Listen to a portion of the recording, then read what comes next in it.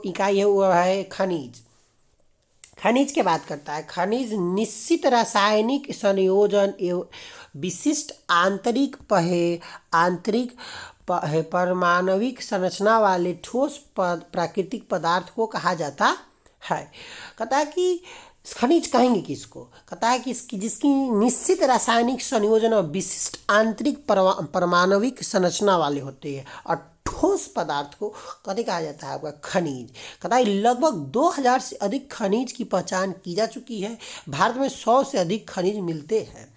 खनिज की बात किया जाए तो खनिज दो प्रकार के, धात्विक खनिज और अधात्विक खनिज। धात्विक खनिज के अंतर्गत लौह युक्त खनिज और अलौह युक्त खनिज। अधात्विक में कार्बनिक खनिज और अकार्बनिक खनिज। बात किया जाए कि लौह युक्त खनिज में लोहा, निकेल, मैग्नीज, कोबाल्ट जिसमें लोहा का अंश होता है, अलौह में सीसा, जस्ता, बक्साइट इत्यादि होते हैं। बात करता है कार्बनिक खनिज जिसमें कार्बन होता है या इसको ईंधन खनिज कहते हैं, कोयला, पेट्रोलियम होता है। अकार्बनिक में अभ्रक, ग्रेफाइट इत्यादि होते हैं। आगे बात किया जाए कि खनिज का वितरण के बात किया जाए कि भारत की प्रमुख खनिज पेटियां है। उत्तर पूर्वी पठार जो है, उत्तर पूर्वी जो पठार है, छोटा नागपुर का, ओडिशा का, छत्तीसगढ़ का, पूर्वी आंध्र प्रदेश का, यह खनिज है। इसमें खनिज जो पाई जाती है लोहा, मैग्नीज, अभ्रक, बक्साइट इत्यादि पाई जाती है। बात करता है खनिज पश्चिमी पठार है, कह रहा है दक्षिणी पश्चिमी पठार में क्या पाया जाता है, जो कर्नाटक और तमिलनाडु में है। तो कहता है इसमें लौह, मैग्नीज, बॉक्साइट आदि पाए जाते हैं। देखिए पूछेगा कि कहाँ से है, कौन सी पेटी में क्या क्या पाई जाती है, तो आप गौर से इसको देखते चलिएगा। PDF आपके पास हो जाएगा तो वो आपको बहुत हेल्प करेगा, तो लगे ध्यान रखना है। कहता है उत्तर पश्चिमी प्रदेश खंबात की खाड़ी से लेकर अरावली तक ना, उत्तर पश्चिमी प्रदेश जो है कहाँ से कहाँ तक, खंबात की खाड़ी से लेकर अरावली तक। और इसमें क्या का चांदी, सीसा, जस्ता इत्यादि पाए जाते हैं। देखिए आइए बात किया जाए कि धात्विक खनिज का वितरण अगर बात करें तो लौह, इसके प्रकार होते हैं। देखिए यहाँ पर आपका लोहा के प्रकारों दे दिया, हेमेटाइट, मैग्नेटाइट, लिमोनाइट और सीडेराइट।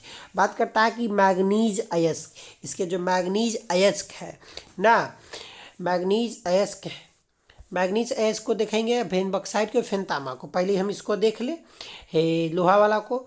तो इसका भंडारण कहता है कि 1427.1 लाख टन है। 2004 तक इसकी गणना की गई थी।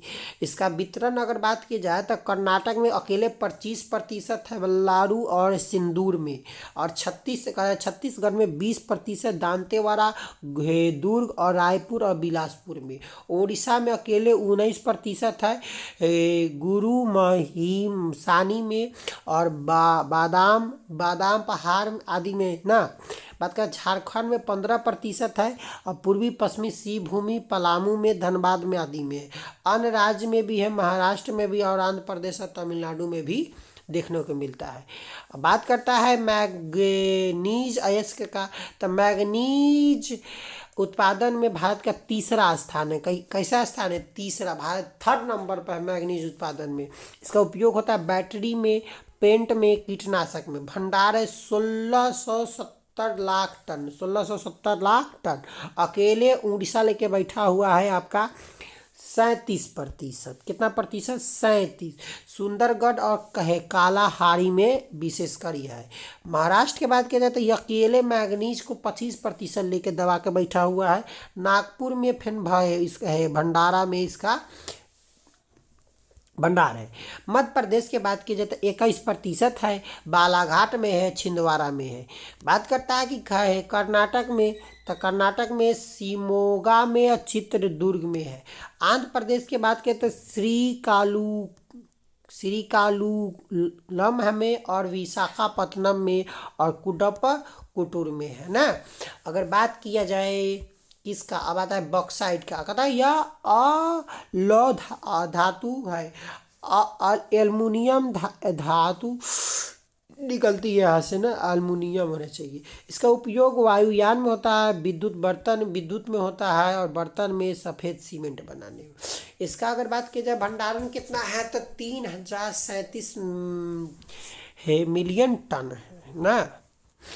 अगर बात किया जाए इसका भंडार वितरण जो है उड़ीसा में 42% है, वही जो है कालाहारी में है, बोलगीर में है और संबलपुर में है। गुजरात में 17 दशमलव कितना है देख लियो एक बार, दिख नहीं रहा। 17 दशमलव आपका जो है, देखिए हम दिखा देते हैं आपको, 17.35% है आपका। यह जामनगर में है, कैरा में। फिर महाराष्ट्र में 12% है, कोलाबा में, रत्नागिरी और छत्तीसगढ़ में 6% है, सरगुजा में और रायगढ़ में। बात करता अन्य राज्य में झारखंड में और कर्नाटक में भी देखने को मिलता है। अब आती है कि बात अगला आता है कि तांबा। तांबा भी अलौह धातु है। उपयोग के बाद किया जाता है विद्युत के सामान बनाने में और बर्तन बनाने में। भंडारण कितना, 125 करोड़ टन। बात करता है कि झारखंड में कहाँ है, तो पूर्वी पश्चिमी सिंहभूमि और हजारीबाग में, राजस्थान के खेतरी में, सिंघाना में और मेखला में, मध्य प्रदेश के बालाघाट में है और छत्तीसगढ़ के दुर्ग में है और आंध्र प्रदेश के खम्मन गुंटूर में है और कर्नाटक के चित्रदुर्ग, हासन और महाराष्ट्र के चंद्रापुर में है। अब अगला बात करता है कि देखिए अधात्विक खनिज का वितरण। अभ्रक के बात किया जाए, अभ्रक तो भारत में विश्व में अभ्रक का अग्रिम उत्पादक है। इसका उपयोग इलेक्ट्रॉनिक्स, विद्युत उपकरण और मिट्टी के खिलौने बनाने में किया जाता है। इसे कहता है कि आपका जो है 70 है, इसको कहता है कि 69,69 टन है। 69 देखिए 5,000 कहता है कि 50,009,600 है, 50,000। देखिए कहता है कि भंडारण कितना है, तो 59,069 टन है। बात करता है कि वितरण बिहार में कहाँ है, तो गया में है, मुंगेर में है, भागलपुर में है। झारखंड के बात किया जाए तो धनबाद में, पलामू में, रांची में, सिंहभूमि में। बिहार झारखंड का भारत का लगभग 80% अभ्रक लेके बैठा हुआ है, बिहार और झारखंड। आंध्र प्रदेश के नेल्लौर में है, राजस्थान के जयपुर में, उदयपुर में, भीलवाड़ा में, अजमेर में। यूएसए भारतीय अभ्रक का प्रमुख आयातक है। भारत के अभ्रक को कौन खरीदता है, तो यूएस अमेरिका खरीदने पर पूर्ण जोर देता है। बात करता है चूना पत्थर, जो अधात्विक खनिज है। और चूना पत्थर का भंडारण भारत में बात किया जाए तो 204 मिलियन टन है, जो 2019 के अनुसार है, 2009 के अनुसार। बात करें इसका उपयोग सीमेंट में उपयोग में, लौह इस्पात में, रासायनिक उद्योग में, उर्वरक और कागज एवं चीनी उद्योग में किया जाता है। मध्य प्रदेश अकेले 35% लेके बैठा हुआ है चूना पत्थर। अन्य प्रदेश में बात किया जाए तो जैसे कि छत्तीसगढ़ हो गया, आंध्र प्रदेश, गुजरात, राजस्थान और कर्नाटक आदि है। तक है खनिजों का आर्थिक महत्व। देखिए खनिज उद्योगों की जननी होती है। देश के आर्थिक विकास के लिए खनिज संपदा आवश्यक मानी जाती है। अगर जिसके पास ज़्यादा खनिज है वह जो है वह देश अमीर होता है। विभिन्न उद्योगों में कच्चे माल के रूप में इसका उपयोग किया जाता है।